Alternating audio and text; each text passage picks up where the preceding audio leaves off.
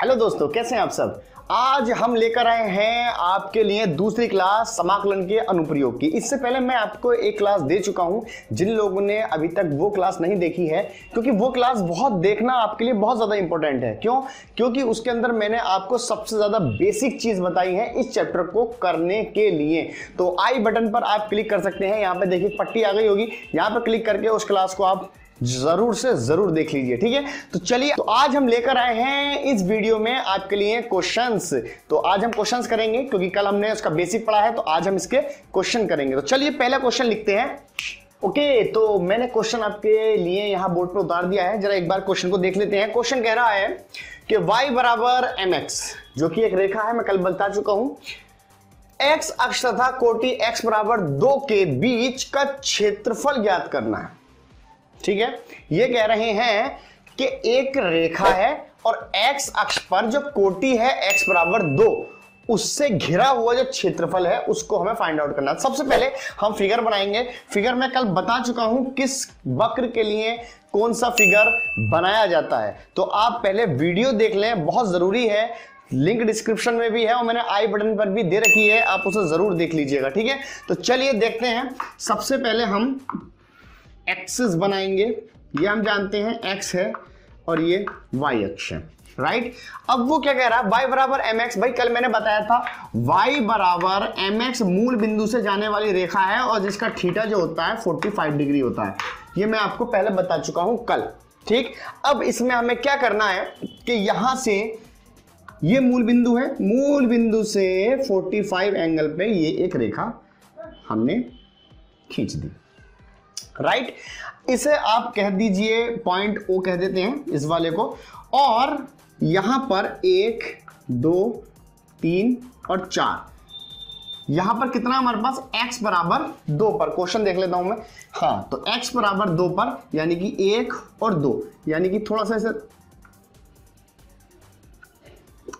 Okay, तो मैंने ये लाइन खींच दी है। ये एंगल आपका कितने डिग्री का है? 45 एंगल का। तो चलिए 1 और 2, इसे मैंने 1 और 2 में डिवाइड कर लिया। ठीक, क्यों कर लिया? क्योंकि x बराबर 2, हमें x अक्ष पर 2 लेना है। तो देखिए, एक खाने है, दूसरा खाने है, तो एक अक्ष पर, यानी कि x अक्ष पर जो 2 पॉइंट है वो यहां है। तो इसे थोड़ा सा लंबा कर लेते हैं इस तरह। तो ये जो है हमारे पास में, इसे a कह दिया, इसे O कह दिया, इसे A कह दिया और इसे B कह दिया। तो ये जो हमारे पास में ये जो एरिया बचा है, ये वाला, इस एरिया का हमें,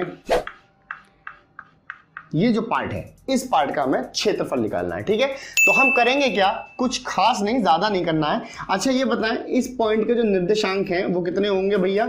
2,0 होंगे, और या x बराबर 2 भी लिख सकते हो इसे आप। ठीक है, यहां 0,0 होगा। ये हमारे पास में लाइन है। ठीक, सबसे पहले हम ये लिख लेते हैं। लिख लीजिए, माना OA एक मूल बिंदु से जाने वाली रेखा है जिसका समीकरण y बराबर mx है। ठीक है, इतना लिखने के बाद, उसके बाद हमें आकृति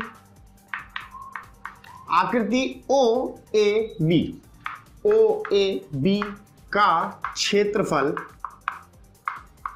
ज्ञात करना है। इतनी बात हो गई। ये हमें सपोज इतना हमें हर क्वेश्चन के अंदर करना होगा। इतने करने के बाद हम इसके अंदर क्या करेंगे, अपनी तरफ से एक स्ट्रिप मान लेंगे। स्ट्रिप मतलब एक, आप इस तरह से समझ लें कि एक पट्टी मान लेंगे। मान लीजिए मैंने यहां पे एक कोई पट्टी मान ली है, ताकि आपको थोड़ा अच्छे से दिख सके। मैंने इसलिए अलग चौक का यूज किया हुआ है यहां पर। ये इस तरह से, ये मैंने पट्टी मान ली है। इसे थोड़ा सा मैं डार्क कर देता हूं ताकि और अच्छे से आपको समझ आए ये वाली चीज। देखिए, मैं क्वेश्चन बहुत आसान वे में सिखा रहा हूं आपको। इस क्वेश्चन से आपके लिए बहुत सारी हेल्प होने वाली है, इसलिए बने रहे वीडियो के अंदर, ताकि आप लोगों को शुरू से और जीरो लेवल से क्वेश्चन करना आ सके कि हम किस तरीके से स्टेप बाय स्टेप क्वेश्चन करते हैं और किस टाइप से हमारी मार्किंग होती है एग्जाम के अंदर। तो देखें, ये मैंने एक स्टेप मान ली है, ठीक, एलिमेंट्री स्टेप कहते हैं इसे इंग्लिश में। तो हुआ ये कि ये जो मोटाई है इसकी यहां से लेके यहां तक ये बहुत छोटी है, बहुत बारीक सी है। तो मान लिया मैंने ये जो मोटाई है हमारी, तो जो ये हमारे पास में मोटाई है, तो मोटाई देखिए एक्स अक्ष पर है। जब एक्स अक्ष पर है तो इसकी मोटाई मैंने मान ली x, लेकिन ये बहुत छोटी है तो इसलिए मान ली मैंने dx। आपको शायद दिखाई नहीं दे रहा होगा लेकिन ये dx लिखा हुआ है, ठीक है, dx। और ये एक इस तरीके की पट्टी है कि यहां पर भी बेरिंग है, यहां भी बेरिंग है, इसे यहां से खींच के यहां तक लेकर जाएंगे, इसे समझ रहे हैं ना, यहां से खींचकर और यहां तक लेकर जाना है। और ये जो इसका ये पार्ट है मतलब इस तरीके से है कि हम इसे लेकर जा रहे हैं, मतलब ऊपर वाले एरिया पे लेकर जाएंगे तो ये अपने आप बड़ी हो जाएगी और जब नीचे को दबती हो जाएगी तो ये छोटी हो जाएगी। मतलब एक इस तरीके से इसमें स्प्रिंग फंसा हुआ है, ऐसा मान ले रहे हैं थोड़ी देर के लिए कि इसके अंदर स्प्रिंग है। जब हम इधर ला रहे हैं तो ये पतली हो जाती है और जब इधर लेके आते हैं तो ये इस तरीके से चौड़ी हो जाती है। तो जितने एरिया में ये पट्टी हमारी इस तरह से चल रही है उस एरिया को हमें फाइंड आउट करना है, ठीक है। हम मान लेते हैं कि ये जो है y अक्ष पर जा रही है, ऊपर को, ऊपर y तो जा रही है, तो इसकी जो लंबाई है वो हमने y मान ली थोड़ी देर के लिए, ये y मान ली हमने, ठीक है। और ये जो लेंथ है हमारी ये कितनी हो गई, dx हो गई। तब हम क्या लिखेंगे यहां पर, इसलिए आकृति OAB का क्षेत्रफल बराबर, यहां नहीं यहां लिख देते हैं बराबर। अब क्या होगा देखिए, इंटीग्रेशन, मैंने कल आपको बताया था लिमिट आती है, तो लिमिट देखिए पट्टी कहां से कहां चलेगी, पट्टी यहां से लेकर के यहां तक जाएगी, यहां से लेकर यहां। इसके निर्देशांक कोऑर्डिनेट कितने होते हैं भाई, 0,0 होता है। तो यहां पर x अक्ष पर हमारे पास में कितना कोऑर्डिनेट होगा, x अक्ष का 0 होगा, तो 0 ये हो गया, राइट। और 0 से लेकर कहां तक जा रही है लिमिट, बड़ी से बड़ी लिमिट कहां तक जा रही है, 2 तक जा रही है। उसने हमें दे रखा है क्वेश्चन के अंदर x बराबर 2 तक, तो 0 से 2। और मैंने कल बताया था ऊपर वाली लिमिट हमेशा ऊपर आएगी, जो हाईएस्ट लिमिट होती है वो ऊपर आती है और जो लोएस्ट लिमिट होती है वो नीचे आती है। कल मैंने बता दिया था, ये वीडियो जरूर देखें पीछे की। तो इतना काम हमारा हो चुका है, ये हो गया है। हमें इस पट्टी के जो जहां से जहां तक चल रही है इसका हमें वैल्यू यानी कि इसका एरिया हमें निकालना है। तो integration y dx, right, y dx। अब y की वैल्यू हमें यहां पे दे रखी है, सिंपली y की वैल्यू लगा दीजिए। और जिन्होंने अभी तक हमारे डेफिनेट इंटीग्रेशन कर चुके हैं वही लोग इसको कर पाएंगे, क्योंकि लिमिट वाला इंटीग्रेशन इसके अंदर आने वाला है। तो देखिए इंटीग्रेशन 0 से 2 f की वैल्यू y की वैल्यू लगा दीजिए mx, और यहां पर हो जाएगा आपका dx। m कांस्टेंट है, बाहर आ जाएगा, 0 से 2 x dx।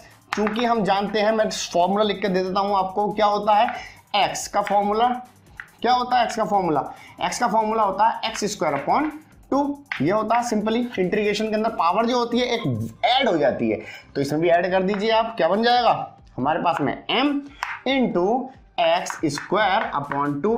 और लिमिट जैसी है, लिमिट की लिमिट लगा दीजिए। इसमें प्लस c ऐड नहीं करते हैं क्योंकि ये डेफिनेट इंटीग्रेशन है, ठीक। इसके बाद m, यहां लिमिट ऑपरेट कर दीजिए, पहले upper limit minus lower limit, तो upper limit minus lower limit इस तरह से खुल जाएगा, ठीक। 2 दूनी 4 होते हैं हमारे पास में, तो ये m यहां हो जाएगा 4/2 और ये तो 0 हो गया, इसे छोड़ दीजिए आप, खत्म। तो 2 दूनी 4, तो इसका मतलब कुल मिला के क्या आ गया हमारे पास में 2m। तो हमारे पास में एरिया जो आ गया वो आ गया 2m, यहां लिख देंगे वर्ग इकाई। तो ये इस तरह से हमारे पास में आंसर हुआ करता है। तो इस तरह से हम ये सॉल्व करेंगे, तो जल्दी से आप देख लीजिए, फिर उसके बाद आगे बढ़ते हैं। ओके, तो आई थिंक आपके वो पिछला वाला सवाल समझ आ गया होगा, बहुत हल्का सवाल था वो, और हल्का सवाल इसलिए लगेगा वो आपको क्योंकि उसकी बेसिक क्लास आप सीख चुके हैं। जो मैंने पहले आपको बेसिक क्लास दी है, यानी कि कल जो आपको मैंने बेसिक क्लास दी थी, उसके अंदर इस चैप्टर का पूरा निचोड़ है। अगर आपने वो क्लास नहीं ली है तो आप पहले उसे जल्द से जल्द लें, उसे पक्का करें। जो हमसे आज जुड़ रहे हैं वो पहले पिछली वाली क्लास पक्की करें, आई बटन में उसका लिंक है, लिंक डिस्क्रिप्शन में भी है। तो अब हम नेक्स्ट क्वेश्चन की तरफ आगे बढ़ते हैं। जरा क्या कह रहा है जरा समझ लेते हैं। इंपॉर्टेंट क्वेश्चन है, बहुत ज्यादा इंपॉर्टेंट क्वेश्चन है। एग्जाम्पल नंबर 2, वृत्त, ये मैं कल बता चुका हूं, एक वृत्त का समीकरण होता है जो कि मूल बिंदु से आता है, बताया था ना। वृत्त x square plus y square equal to a square का क्षेत्रफल ज्ञात करो, जबकि ए वृत्त की त्रिज्या है। सिर्फ इतना दे रखा है, ठीक, ए वृत्त की त्रिज्या है। तो चलिए जल्द से जल्द देख लेते हैं इसे कि किस तरीके से क्वेश्चन हमारा होगा। सबसे पहले हम इसका डायग्राम शो करेंगे, तो डायग्राम ड्रॉ कर लेते हैं। ये ऐसा वृत्त है जो मूल बिंदु से होकर जाएगा, जिसका केंद्र मूल बिंदु पर स्थित होगा, राइट। यहां पर ये 0,0 यानी कि मैं थोड़ी देर के लिए इसे ओ मान लेता हूं, ये मान लिया मैंने, राइट। इसकी जो त्रिज्या है वो ये हो गई ए, ये एक्स अक्ष है, ये वाई अक्ष है। अब ये बताएं कि इस पॉइंट के निर्देशांक क्या होंगे, क्या होंगे, a,0 होंगे, क्योंकि ये वाली डिस्टेंस a है तो ये a,0 होगा, राइट। अब हमें एक बात बताएं, बहुत आसान है, ये जो मूल बिंदु पे हमारा इसका केंद्र है, तो इसका मतलब ये हो गया कि ये वाली डिस्टेंस भी a होगी, ये भी त्रिज्या है, ये भी त्रिज्या है और ये भी त्रिज्या है। इसका मतलब ये दोनों अक्षों के लिए सममित है, सिमेट्री है। मतलब जितना यहां जा रहा है उतना ही यहां जा रहा है, यानी कि जितना इस अक्ष पर है उतना ही इस अक्ष पर है, उतना ही इस पर और उतना ही इस पर, यानी कि चारों अक्षों पर या चारों चतुर्थांश पर ये सिमेट्रिक है, यानी कि सममित है। अब जब सममित है तो जितना क्षेत्रफल इसका होगा उतना ही इसका होगा, उतना ही इसका होगा, उतना ही इसका होगा, राइट। अब हम चारों का तो निकालने से रहे, चारों का निकालेंगे तो बहुत देर हो जाएगी। हम क्या काम करेंगे, एक का निकाल देंगे, 4 से मल्टीप्लाई कर देंगे, हमारा आंसर तैयार हो जाएगा। क्यों, मैं बताता हूं। मान लीजिए कि इसका 2 आया क्षेत्रफल, थोड़ी देर के लिए हम जानते हैं कि मूल बिंदु पे ये त्रिज्या तो ये भी त्रिज्या, यानी कि ये भी इतना ही पार्ट होगा जितना ये है। मैं बता चुका हूं सिमेट्री है, तो ये भी 2 हो गया, ये भी 2 हो गया, ये भी 2 हो गया, चारों 2 हो गए। तो कितना हो गया भाई, इतना वक्त इसमें लगेगा, इतना इसमें लगेगा निकालने में, इतना इसमें, इतना इसमें। तो कुल मिला के बात ये हुई कि हम एक पार्ट निकाल लेंगे। अगर इन सबको भी जोड़ लेंगे हम तो कितना आएगा, 8 आ जाएगा हमारे पास में, आ जाएगा। लेकिन अगर हम इस तरह से करें, थोड़ा चतुराई के साथ या थोड़ा दिमाग लगाए करें कि भाई इसका 2 आया है, सारे पार्ट एक बराबर है, तो 2 से 4 की मल्टीप्लाई कर दीजिए तब भी 8। तो देखिए आंसर दोनों का सेम है। तो हम क्या काम करने वाले हैं, एक का निकालेंगे, 4 से मल्टीप्लाई कर देंगे, आंसर आ जाएगा, ठीक है। तो चलिए देख लेते हैं जल्दी से किस तरह से। सबसे पहले हम क्या लेंगे, एक स्ट्रिप लेंगे जो कि ये है, एक छोटी सी स्ट्रिप, ये रही। थोड़ा डार्क कर देते हैं इसे ताकि आप लोगों को दिख जाए, ये थोड़ी डार्क हो गई, राइट। मान लिया कि ये जहां पे स्ट्रिप है उस बिंदु के निर्देशांक x, y है। अच्छा, ये x, y पिछले वाले डायग्राम में जहां हमने स्ट्रिप मानी थी वहां पर भी लिखना था, मेरे याद नहीं रहा। आप लोग अपनी कॉपी में अगर आपने उतारा है तो वहां पर लिख लीजिएगा, ठीक। इसकी जो मोटाई है वो हम क्या मानेंगे, फिर से वही dx मानेंगे, और जो लेंथ है इसकी, जो ये वाली लेंथ दिखाई दे रही है, इसे हम y मान लेंगे। समझ रहे हैं आप। तो चलिए माना लिख लेते हैं सबसे पहले कि माना x square plus y square equal to a square एक ऐसा व्रत है जिसका केंद्र O तथा त्रिज्या A है, राइट। इस व्रत के केंद्र के निर्देशांक 0,0 है, ठीक। तब भाई 0,0 है, ये बात तो खत्म हो गई। तब हमने क्या माना, हमने क्या मानी है, एक स्ट्रिप मानी है तब। या फिर हम पहले ये लिख लेते हैं कि तब हमें व्रत का क्षेत्रफल इक्वल टू फाइंड आउट करना है, राइट। राइटिंग में थोड़ा ध्यान मत दीजिएगा, क्योंकि राइटिंग जो है मैं इसलिए थोड़ी गंदी आ रही है क्योंकि मैं बहुत फास्ट लिख रहा हूं, क्योंकि मैं थोड़ा आपका टाइम बचाना चाहता हूं। अब यहाँ पे साफ साफ लिखूंगा तो फिर लंबी वीडियो बन जाएगी, तो मैं सोच रहा हूं कम से कम आप लोगों को वक्त लगे। जो मैं बोल रहा हूं वही लिख रहा हूं, आपको मेरे लफ्जों पर, अल्फाजों पर ध्यान देना है, और यहाँ पे तो लिखा हुआ है ही, आप आराम से समझ सकते हैं, ठीक। उसके बाद हम क्या काम करते हैं, जो स्ट्रिप मानी है तो लिख लेंगे माना एक स्ट्रिप लिखो या पट्टी लिख लीजिए, एक पट्टी जो कि P x, y पर स्थित है तथा जिसकी चौड़ाई dx और लेंथ यानी कि लंबाई y है। समझ रहे हैं? यानी कि मोटाई जो है वो x है, dx है, क्योंकि बहुत छोटी है ना, छोटी के लिए dx, d लगा हुआ d, और यहाँ ये थोड़ी सी लंबी है तो ये y हो गई। अगर ये भी छोटी होती तो हम इसमें भी dy लगाते, लेकिन इससे कंपैरिजन करी जाए तो ये थोड़ी सी बड़ी है, इसलिए यहाँ पे y लिया गया। ठीक, उसके बाद ये हो गया। तब पट्टी का क्षेत्रफल इज इक्वल टू क्या होगा भाई, लंबाई गुणा चौड़ाई, ये हो गया। राइट, अब हम क्या करने वाले हैं, देखिए इसे मैं a कह देता हूं, इसे मैं b कह देता हूं, तो OAB ये पार्ट बन जाएगा। OAB सिर्फ इतने पार्ट का हमें क्षेत्रफल निकाल लेना है, इतने पार्ट का। तो इतने पार्ट का निकाल लेते हैं भाई। ये पट्टी है, पट्टी यहां से लेके यहां तक जाएगी। देखिए ऐसे करके जाएगी ना, फिर ये ऐसे करके इधर को आएगी तो ऐसे बढ़ जाएगी, ऐसे फिर ऐसे। तो हम पट्टी का क्षेत्रफल निकाल लेंगे। हमें पता है कि पट्टी यहाँ पे जितनी जाएगी उतने पे एरिया पे कम होती चली जाएगी। यहाँ का सब एरिया हम जोड़ लेंगे। जोड़ने के लिए हमें लिमिट का यूज करना पड़ेगा। लिमिट हमारी 0 से लेके 1 तक दे रखी है, तो बस सिंपल हो गया। तो चलिए लगा लेते हैं। अब आकृति, कौन सी आकृति, OAB का क्षेत्रफल। तो क्षेत्रफल बराबर इंटीग्रेशन, यहां से काम की बात आई, इंटीग्रेशन। देखिए लिमिट कैसे लगाएंगे, ये इंपॉर्टेंट है। ठीक, लिमिट ऐसे लगाएंगे कि देखिए पट्टी हमारी यहां से चलनी शुरू होगी, यहां से चलेगी, यहां से यहां पे तो 0,0 होते हैं ना, तो x की लिमिट चाहिए हमें, तो लिमिट हो गई नीचे वाली 0, यहां से चलनी शुरू होगी और ये कहां तक जाएगी, यहां तक जाएगी। यहां के निर्देशांक क्या है भाई, इसके देखो x अक्ष के, x बराबर a ही तो है, तो a। बात समझ में आ गई, 0 से a हो गई। और उसके बाद जो पट्टी का क्षेत्रफल है y dx, ये आ जाएगा। राइट, y की वैल्यू हम हमेशा यहां से निकालेंगे जो हमें वृत्त या कोई भी वक्र जो दिया हुआ है। ठीक है, तो y का मान निकाल लेते हैं। तो चूंकि ऐसा करके लिखेंगे, चूंकि x square plus y square equal to a square, यहां से x को इधर भेज दीजिए आप, तो y स्क्वायर इक्वल टू कितना हो जाएगा, a square minus x square. अगर यहां से मैं केवल y की वैल्यू निकालूंगा तो ये आ जाएगी अंडर रूट में, कितनी आ जाएगी, a square minus x square. इसे समीकरण 1 कह देते हैं हम, इस वाली चीज को, क्योंकि हमें ये वाली वैल्यू इसके अंदर रखनी पड़ेगी y के। तो ये y की वैल्यू आपके सामने आ गया होगा भाई, अंडर रूट, ये स्क्वायर इधर जाएगा तो अंडर रूट बन जाएगा, ये बन गया। अभी जो y की वैल्यू निकल के आई है, इस y की वैल्यू को हमें यहां पुट अप कर देना है और आपका क्वेश्चन बिल्कुल डेफिनेट इंटीग्रल की तरह बन जाएगा। तो देख लेते हैं यहां पर, तो लिखेंगे फ्रॉम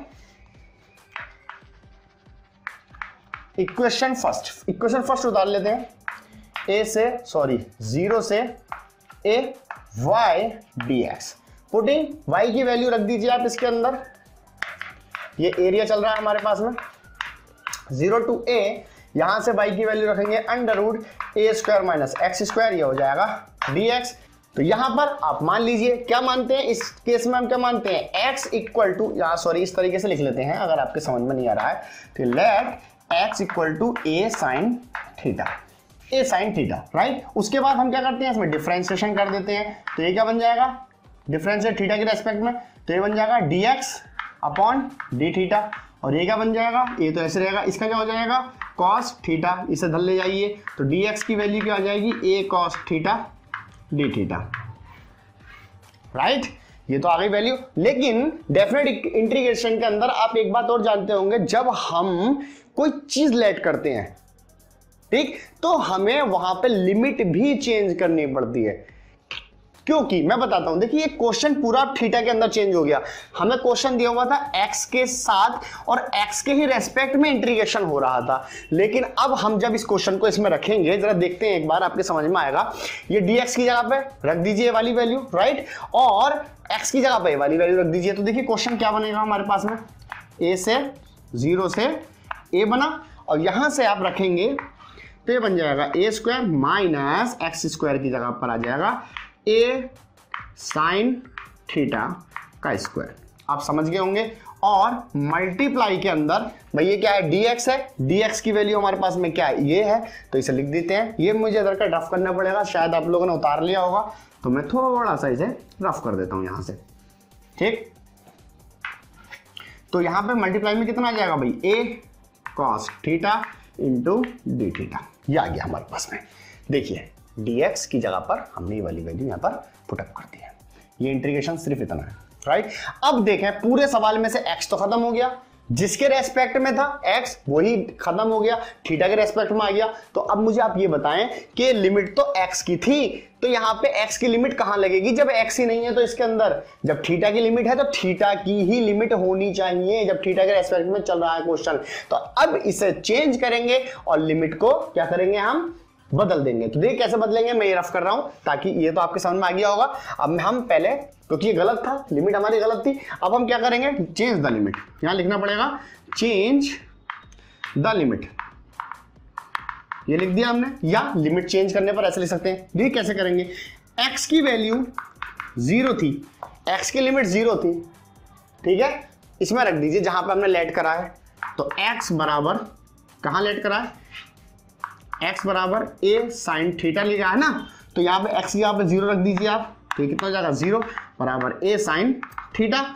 a को इधर ले जाइए तो ये इधर जाएगा तो 0 में पहुंच जाएगा, तो यानी कि साइन थीटा इक्वल टू 0 हो जाएगा। और साइन थीटा की यानी कि साइन में 0 वैल्यू जो होती है वो साइन 0 डिग्री की होती है। साइन से साइन कैंसिल हो गया, तो थीटा की वैल्यू कितनी हो गई, थीटा की वैल्यू हो गई 0। बात समझ में आई। तो एक लिमिट आ गई हमारे पास में, जब x की वैल्यू 0 थी या x की लिमिट 0 थी तो थीटा की वैल्यू कितनी आ रही है हमारे पास में, 0 आ रही है, ठीक है। अब क्या होगा, मैं से थोड़ा सा इधर से रफ करना पड़ेगा मुझे, आपने उतार लिया होगा, ठीक। तो अब हम यहां से क्या कर रहे हैं, थोड़ा इधर को चलेंगे, तो ये बात आपके समझ में आ गई होगी। तो अब हम क्या करने वाले हैं, अब ये हमने रखी थी सिर्फ एक लिमिट, अब हम दूसरी लिमिट रखेंगे। क्या रखेंगे कि x बराबर a, जब x बराबर a तो इसी के अंदर रखा जाएगा। तो यहां रख दीजिए, पहले से मैं उतार देता हूं यहां पे आपके लिए, x की जगह पर a रख दीजिए, a से a कैंसिल तो 1 बचेगा। यहां पर 1 की वैल्यू कितनी होती है आप ही बता दो भाई, साइन 90 की तो होती है, 90 को हम π/2 ही तो लिखते हैं, साइन से साइन कट गया तो थीटा बराबर π/2 ही तो हो गया। तो अब जो आ गई हमारे पास में लिमिट, वो क्या आ गई जरा बताइयो, बताओ। यहां पर आ जाइए, 0 से भाई 0, जब 0 थी तो 0 थी, लेकिन जब a थी तो क्या निकल के आई, π/2 निकल के आई। अब इसमें सब में थीटा रख दीजिए आप, जो भी था, integration a square minus x square की जगह पे लगा दीजिए आप, a square sine square theta. भाई स्क्वायर देखो, स्क्वायर है, होल स्क्वायर, दोनों पे लगाएंगे तो फिर a स्क्वायर साइन स्क्वायर दोनों पे अलग अलग हो जाएगा, मल्टीप्लाई बाय यहाँ पे dx है, dx की वैल्यू पुट अप कर दीजिए साथ में, क्या हो जाएगा, a cos theta into d theta. इतना काम हो गया हमारे पास में, बस कुछ नहीं करना, यहां से a कुछ कॉमन आ सकता है, a स्क्वायर कॉमन आएगा, 1 माइनस के साइन स्क्वायर थीटा बचेगा। इसे आप ऐसे लिखा रहने दें, a को हम बाहर ले लेते हैं, काम करो, a को बाहर ले लिया हमने, बाहर ले लिया तो इंटू यहाँ पे क्या बचा हमारे पास में, cos थीटा और डी थीटा बचा। अब हमारे पास में भाई a ये हैगा, ध्यान से देखना, a अंडर रूट से बाहर आएगा तो a बाहर आ जाएगा, क्योंकि ये स्क्वायर है, बाहर निकालिए, तो ये वाला a और ये वाला a मिलकर बन जाएंगे a स्क्वायर, 0 से π/2। उसके बाद यहाँ ये cos स्क्वायर बन जाएगा, तो cos स्क्वायर, जरा सोचो, थोड़ा सा दिमाग लगाओ, cos स्क्वायर बन जाएगा स्क्वायर से अंडर रूट खत्म, तो क्या बचा, cos थीटा। अगर नहीं समझ में आ रही है तो दोबारा ऐसे करके लिख लीजिए, cos square theta, cos theta D theta. तो यहाँ स्क्वायर से स्क्वायर कट जाएगा हमारा, तो कितना बचेगा जरा सोचें, a स्क्वायर इंटीग्रेशन 0 से π/2 और ये हो जाएगा cos थीटा और इंटू ये वाला cos थीटा डी थीटा। तो एक बार जल्दी से देख लें, फिर इसे मुझे रफ करना है, ये वाला पोर्शन में रफ कर देता हूं, ठीक है। तो यहां पे बचता हमारे पास में a स्क्वायर इंटीग्रेशन 0 से π/2 और ये हो जाएगा cos स्क्वायर थीटा। हम जानते हैं इंटीग्रेशन के अंदर कि cos स्क्वायर थीटा का कोई फॉर्मूला होता ही नहीं है, ठीक। तो इसके लिए हमें इस कंडीशन में क्या करना होगा, cos 2a के फॉर्मूले से हमें ये फाइंड आउट करना होगा। तो चूंकि में हम जानते हैं कि cos 2 थीटा इक्वल टू जो होता है हमारे पास में होता है 2 cos स्क्वायर थीटा माइनस 1। जिन लोगों ने डेफिनेट इंटीग्रल पढ़ा है या जिन लोगों ने उसके क्वेश्चंस करे हैं तो वही इस क्वेश्चंस को या इस चैप्टर को कर सकते हैं, ठीक है। तो उस सबसे पहले आप डेफिनेट इंटीग्रल जरूर पढ़ लें इसके लिए। तो यहां से हम अगर cos स्क्वायर की वैल्यू निकालेंगे तो cos 2 थीटा इसे इधर ले आइए, प्लस 1 हो जाएगा equal to 2 cos square theta. इस 2 को हम अपॉन में ले जाएंगे, तो देखिए कॉस स्क्वायर थीटा की वैल्यू आ गई है, तो यहां लगा देंगे हम सिंपल। तो ए स्क्वायर इंटीग्रेशन 0 to π/2, यहां पर आ जाएगा हमारा कॉस 2 थीटा प्लस 1/2, तो ये आ जाएगा और यहां पर आ जाएगा फिर डी थीटा। नेक्स्ट, अब ये 1/2 आप ले लीजिए बाहर को, ए स्क्वायर अपॉन 2 इंटीग्रेशन 0 से π/2, और यहां हो जाएगा कॉस 2 थीटा प्लस 1, और ये डी थीटा। अब देखिए यहां अलग, इसके साथ और इसके साथ अलग, अंदर मल्टीप्लाई कर दें आप सिंपल, तो यहां बचेगा हमारे पास में ए स्क्वायर अपॉन 2 इंटीग्रेशन 0 से π/2, क्या हो जाएगा कॉस 2 थीटा डी थीटा, इधर से इसकी मल्टीप्लाई हो जाएगी।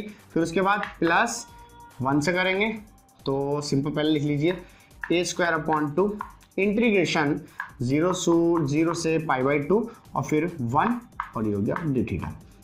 आई थिंक आपके समझ में आ गया होगा। मतलब ये हुआ कि इस पूरे की हमने पहले इसके साथ मल्टीप्लाई करी, इसके साथ, तो ये लिख दिया, फिर इस पूरे की इसके साथ मल्टीप्लाई करी और इसके साथ करी, तो ये आ गया, राइट। उसके बाद ओके, तो हम जानते हैं कि कॉस थीटा का, इसे मन में थोड़ा थीटा मान लीजिए, कॉस थीटा का जो इंटीग्रेशन फॉर्मूला होता है वो क्या होता है हमारे पास में, वो होता है साइन थीटा, और जो थीटा की मल्टीप्लाई में है वो आ जाता है अपॉन में। ये आप लोग जानते होंगे, 0 से π/2 हमारे पास में लिमिट है, थोड़ा पाई ठीक से बना लेते हैं। उसके बाद प्लस ए स्क्वायर अपॉन 2, यहाँ पे 1 जिसके रेस्पेक्ट में है, थीटा के रेस्पेक्ट में है, तो ये आ जाएगा π/2। तो ये हमारे पास में इंटीग्रेशन ओपन हो गया है, तो इसे एक बार देख लें, फिर यहाँ पढ़ते हैं आगे को। इसके बाद हम आगे बढ़ते हैं, जरा देखें, हम लिमिट ऑपरेट करते हैं, लेकिन पहले 2 को बाहर ले लीजिए आप, तो ये हो जाएगा ए स्क्वायर अपॉन 4।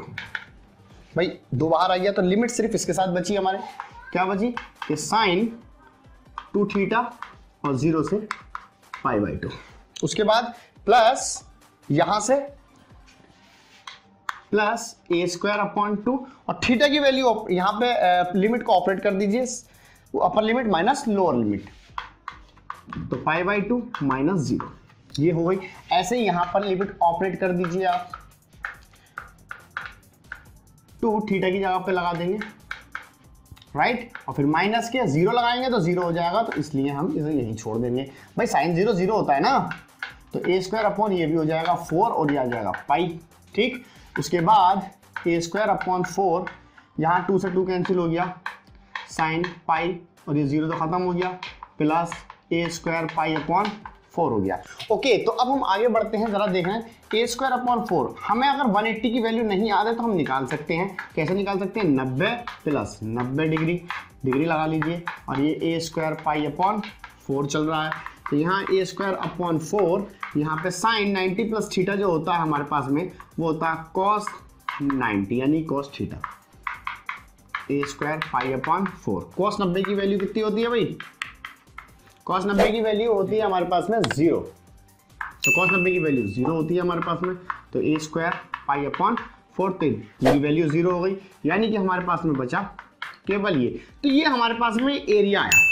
आपको याद होगा मैंने इस तरीके से एक डायग्राम बनाया हुआ था, एक पट्टी थी हमारे पास में ये वाली, अभी यहीं पे बनाया था, ये एक्स अक्ष थी, ये वाई अक्ष थी, तो ये जो आया है इस वाली एरिया का आया है, इस वाले पोर्शन का क्षेत्रफल जो आया वो ये आया है। कितना आया इस वाले पोर्शन का, ए स्क्वायर पाई अपॉन 4। अब भाई एक पार्ट का हमने निकाल लिया है, 4 से मल्टीप्लाई कर देंगे, मैंने शुरू में आपको बता दिया था वीडियो के, 4 से मल्टीप्लाई कर देंगे तो चारों का निकल आएगा। तो क्या लिखेंगे, पूरे वृत्त का क्षेत्रफल equal to 4 into a square pi upon 4।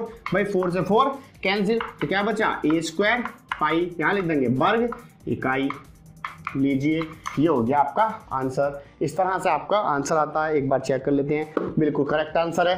तो चलिए उतार लीजिए जल्दी से। ओके, तो आई होप आप लोगों के ये क्वेश्चन समझ में आए होंगे। आज मैंने इस वीडियो में आपको 2 क्वेश्चन कराए हैं, राइट, और इसमें पहला क्वेश्चन तो बहुत इजी था, लेकिन दूसरा क्वेश्चन काफी लेंथी था, ठीक है।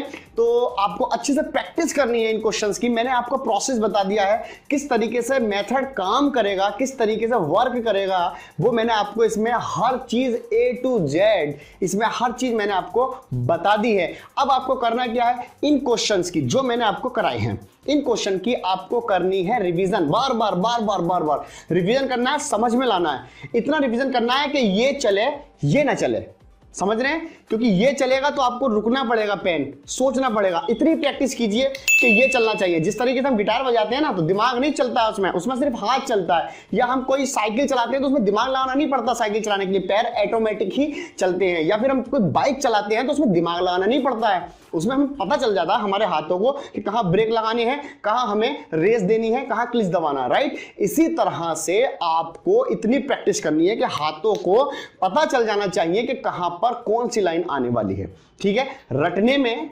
और रिवीजन करने में और पक्का करने में जमीन आसमान का फर्क होता है, ठीक है। तो आई होप आपके क्वेश्चन समझ में आए होंगे। मैं ऐसी ही अगली वीडियो भी लेकर आऊंगा, उसमें हम आगे के क्वेश्चन को टच करेंगे। चूंकि ये वीडियो काफी लंबी हो जाएगी अगर एक क्वेश्चन और करा दिया मैंने, ठीक है, क्योंकि ये वीडियो मेरे ख्याल से 20 या 25 मिनट से तो ऊपर चली गई होगी अब तक। तो इन क्वेश्चन के आप रिवीजन करें, मैं अगली एक्सरसाइज में हम नेक्स्ट क्वेश्चंस के ऊपर बात करेंगे, ठीक है। तो लाइक कर दीजिए वीडियो को, अच्छी लगी है तो, और चैनल को हमारे सब्सक्राइब कर लीजिए, और साथ ही साथ घंटी के निशान को जरूर प्रेस कर दीजिएगा, क्योंकि घंटी के निशान की वजह से ही आपके पास नोटिफिकेशन आएंगे हमारे, ठीक है। जब भी मैं यहां से वीडियो अपलोड करूंगा आप तक नोटिफिकेशन जरूर पहुंचेगा। तो जल्दी से सब्सक्राइब कर दें। मिलते हैं एक नई वीडियो में, तब तक के लिए